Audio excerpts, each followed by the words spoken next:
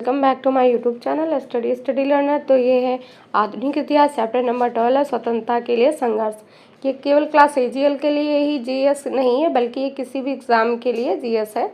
तो हर एग्ज़ाम में इस प्रकार के क्वेश्चन आते हैं, ज़रूर करिएगा ये क्लास। तो पहला क्वेश्चन है, अलीगढ़ आंदोलन किसके द्वारा शुरू किया गया था? तो सर सैयद अहमद खां थे, इनके द्वारा शुरू किया गया था अलीगढ़ आंदोलन।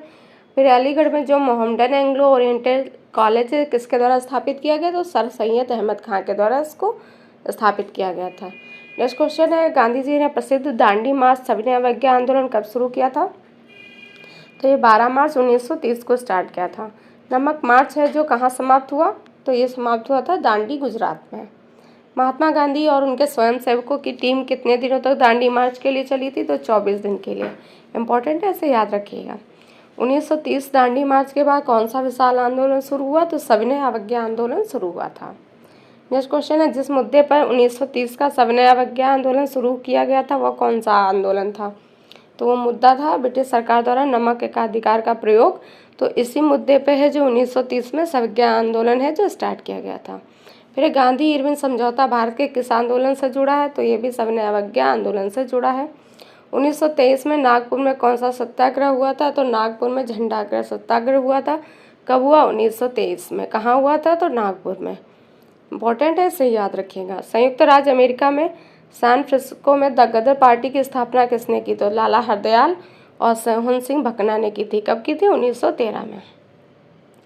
1916 में कलकत्ता में होम रूल लीग की स्थापना किसने की?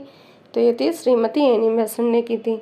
होम रूल लीग किसके द्वारा शुरू किया गया था? बाल गंगाधर तिलक थे, इनके द्वारा शुरू किया गया था। भारतीय राष्ट्रीय सेना को औपचारिक रूप से शुरू करने के लिए 1942 में इंडियन इंडिपेंडेंस लीग की अध्यक्षता किसने की थी? तो ये लीग था, उसका नाम था इंडियन इंडिपेंडेंस लीग, और इसकी शुरुआत हुई थी 1942 में। किसके द्वारा? तो रास बिहारी बोस के द्वारा हुआ था। फिर भूला भाई देसाई की सबसे यादगार उपलब्धि के अंत में लाल किला परीक्षण में आज़ाद हिंद फौज के जवानों की वकालत की थी। तो ये थी 1945 के अंत में। और किसकी यादगार में? तो भूला भाई देसाई की यादगार में। आज़ाद हिंद फौज के संस्थापक कौन थे? तो मोहन सिंह थे आज़ाद हिंद फौज के संस्थापक। इनका नाम याद रखिएगा, इम्पोर्टेंट है। आज़ाद हिंद फौज के संस्थापक थे। जलियांवाला बाग हत्याकांड, जिसे अमृतसर नरसंहार के रूप में जाना जाता है, अमृतसर पंजाब के जलियांवाला बाग में क्या हुआ था? तो बाग में हुआ था। कब हुआ था? तो 13 अप्रैल 1919 को हुआ था। कहाँ पे? तो अमृतसर में हुआ था। अमृतसर कहाँ है? तो पंजाब में है, जलियांवाले बाग में। नेक्स्ट क्वेश्चन है, बैसाखी के दिन 1919 को लोगों के भीड़ पर किसके द्वारा जारी किया गया आदेश भारत के स्वतंत्रता संग्राम में एक महत्वपूर्ण मोड़ बन गया था? तो जनरल डायर द्वारा जारी किया गया था।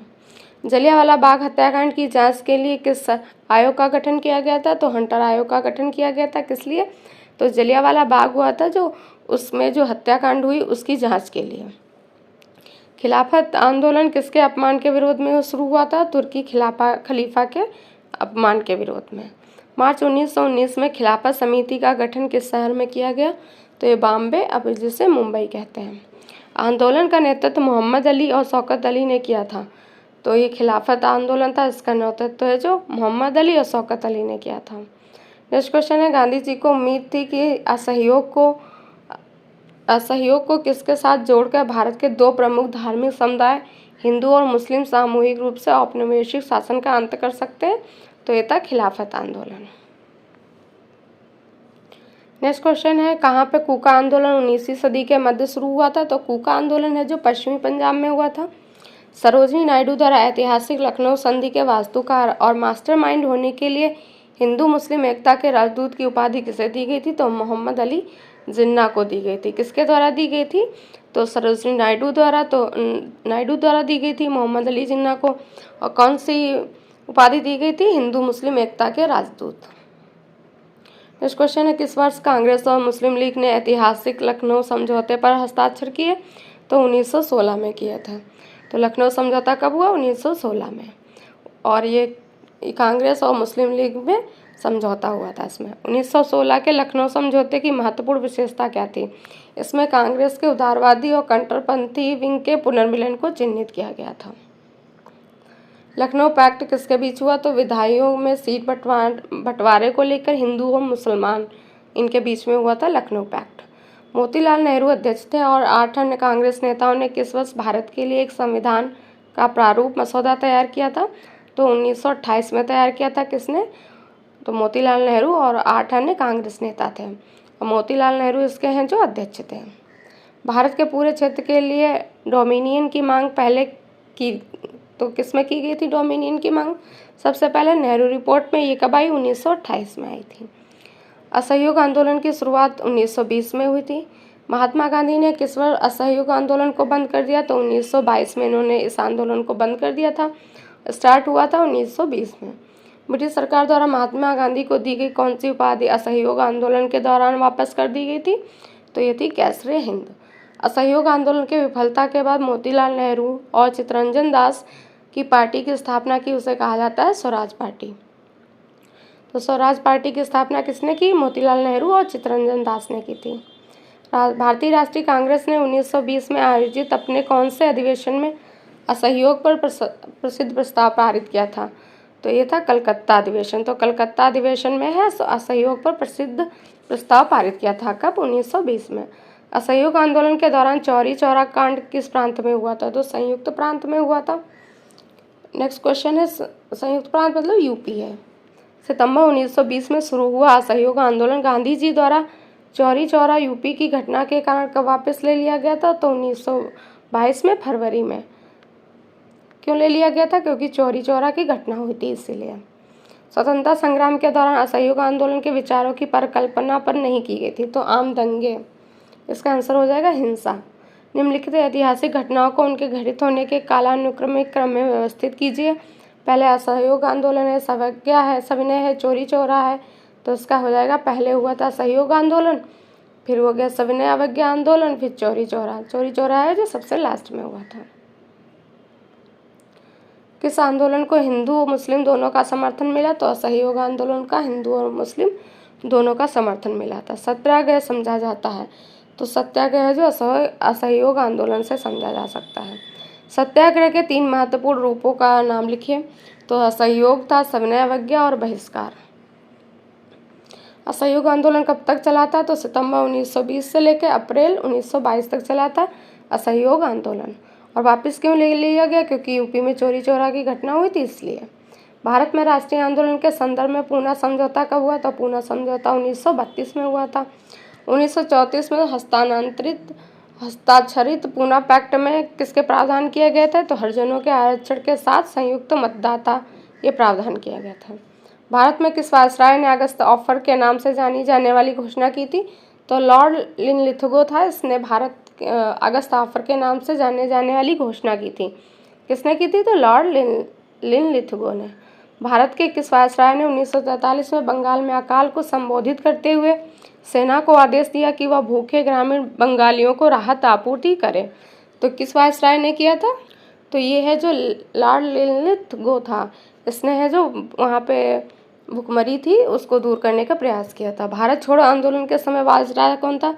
तो भारत छोड़ो आंदोलन के समय लिनलिथगो था। इंपॉर्टेंट है, इसे याद रखिएगा। भारत छोड़ो, इससे गोल आ रहा है, इसको रिलेट करके पढ़ लीजिएगा। भारत छोड़ो प्रस्ताव 1942 में ने व्यापक संभव पैमाने पर एक अहिंसक जन संघर्ष शुरू करने का प्रस्ताव रखा। इस संघर्ष के लिए करो मरो का मंत्र किसने दिया था? तो करो मरो का नारा है जो महात्मा गांधी ने दिया था। कब दिया था? तो भारत छोड़ो प्रस्ताव के समय दिया था। तो भारत छोड़ो प्रस्ताव कब हुआ था? 1942 में। महात्मा गांधी ने भारत छोड़ो आंदोलन कब शुरू किया? तो 8 अगस्त 1942 को किया था। भारत छोड़ो आंदोलन के दौरान में कहाँ पे समांतर सरकार का गठन किया गया? तो बलिया में किया गया था। कहाँ पर राष्ट्रीय कांग्रेस की कार्यकारिणी समिति ने भारत छोड़ो नामक प्रस्ताव को मंजूरी दी? तो वर्धा में किया गया था। ये 1942 में महात्मा गांधी द्वारा भारत छोड़ो आंदोलन किस स्थान पर शुरू हुआ था? तो अगस्त क्रांति मैदान मुंबई है, यहाँ पे हुआ था। 1942 में भारत छोड़ो आंदोलन शुरू करने का मुख्य कारण क्रिप्स मिशन की विफलता। भारत छोड़ो आंदोलन के दौरान बॉम्बे के ग्वालियर टैंक में मैदान में भारतीय राष्ट्रीय कांग्रेस का झंडा फहराने के लिए किसे जाना जाता है? तो अड्डा आसिफ अली को जाना जाता है। कहाँ पे? तो बॉम्बे के ग्वालियर टैंक में मैदान था, वहाँ पे। 1942 के भारत छोड़ो आंदोलन के दौरान महात्मा गांधी को कब गिरफ्तार किया गया? तो 9 अगस्त 1942 को गिरफ्तार किया गया था। आगा खां पैलेस, जिसने भारत छोड़ो आंदोलन के दौरान महात्मा गांधी अन्य स्वतंत्रता सेनानियों के लिए जेल के रूप में कार्य किया, वह किस राज्य में स्थित है? तो आगा खां पहले से गुजरात महाराष्ट्र में है।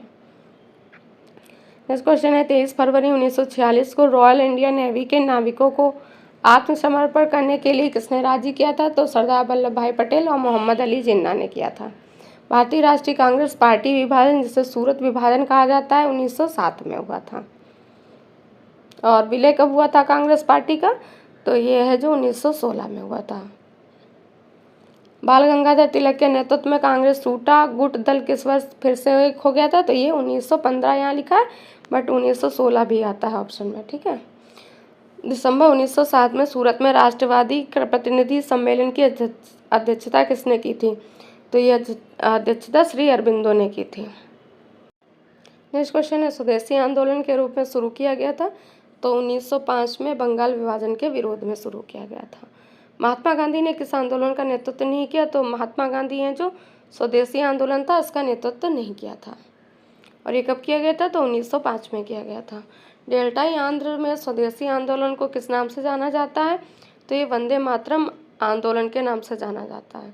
द्वितीय विश्व युद्ध के दौरान कोहिमा और इम्फाल की लड़ाई कब हुई थी? तो 1944 में हुई थी। निम्नलिखित ऐतिहासिक घटनाओं को घटित होने के कालानुक्रमिक क्रम में व्यवस्थित कीजिए। तो पहले ये ऑप्शन लिखे हैं, इनको कालानुक्रमिक क्रम में लिखना है। तो सबसे पहले बंगाल विभाजन हुआ 1905 में, ठीक है। फिर है चंपारण सत्याग्रह हुआ, फिर है जलियांवाला हत्याकांड 1919 में हुआ था। वैकोम सत्याग्रह 1924-25 कहाँ शुरू हुआ? तो वैकोम सत्याग्रह है जो केरल में हुआ था। भारत में उपनिवेशवाद विरोधी आंदोलन के विकास ने किसको जन्म दिया? तो एकता को जन्म दिया था। 26 नवंबर 1949 हमारे संवैधानिक इतिहास में महत्वपूर्ण दिन क्यों है? क्योंकि इस दिन संविधान को अपनाया गया था। तो ये थी आज की क्लास। अगर आपको क्लास पसंद आए तो लाइक ज़रूर करिएगा। वीडियो को देखने के लिए थैंक यू सो मच।